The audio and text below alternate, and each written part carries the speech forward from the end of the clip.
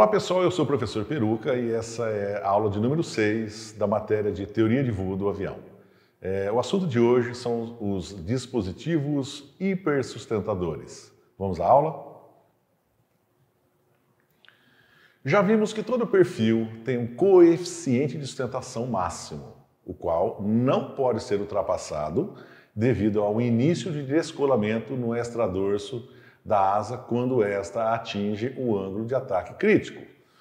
É importante ressaltar que quando a gente trata de dispositivos hipersustentadores, a gente não pode confundir e jogá-los, na mesma categoria das chamadas superfícies de comando ou superfícies de controle, tá?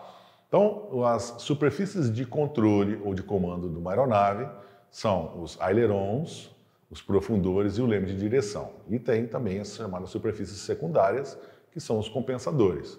No caso dos hipersustentadores, assim como os spoilers das aeronaves, eles não se enquadram como dispositivos de controle, tá? A gente não usa aí, por exemplo, um flap para controlar o voo. Eles são, na verdade, utilizados para se aumentar a sustentação em voo.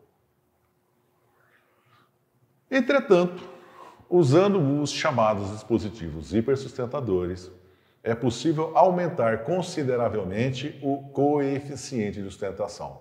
O que é que foi proposto até aqui?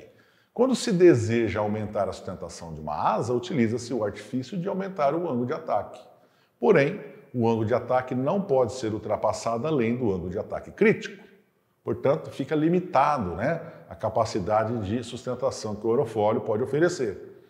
Mas, através do uso de dispositivos hipersustentadores, a gente consegue elevar a sustentação além desse limite, utilizando-se desses dispositivos. Então, é o que vai acontecer aqui, ó. Dispositivos hipersustentadores mais utilizados. Nós temos os slats e slots. O slot é um dispositivo composto apenas de uma fenda, que oferece uma passagem alternativa do ar quando em grandes ângulos de ataque. E os slats, ele tem a mesma função, mas a diferença é que ao invés de uma simples fenda, ele é na verdade um dispositivo articulado. Ele é móvel, ele se move para frente e para trás, criando essa fenda ou fechando-a, Então, tanto os slots como os slats, eles são considerados dispositivos hipersustentadores. Mas os mais utilizados mesmo são os flaps. Aqui nós temos uma relação de tipos de flaps diferentes, utilizados em diferentes aeronaves, em diferentes períodos ao longo da história. Então nós temos aqui uma seção básica de uma asa, Na parte de baixo nós temos um flap plano, então ele está num plano e ele articula para baixo num movimento único. Um flap do tipo split, é a qual o plano de articulação se torna apenas no intradorso, ele só movimenta do intradorso para baixo, ficando a parte de cima fixa. Nós temos aqui um flap com slot, que oferece uma passagem alternativa ao fluxo de ar. E aqui o flap mais badalado, o de mais alta eficiência, o chamado flap do tipo Fowler.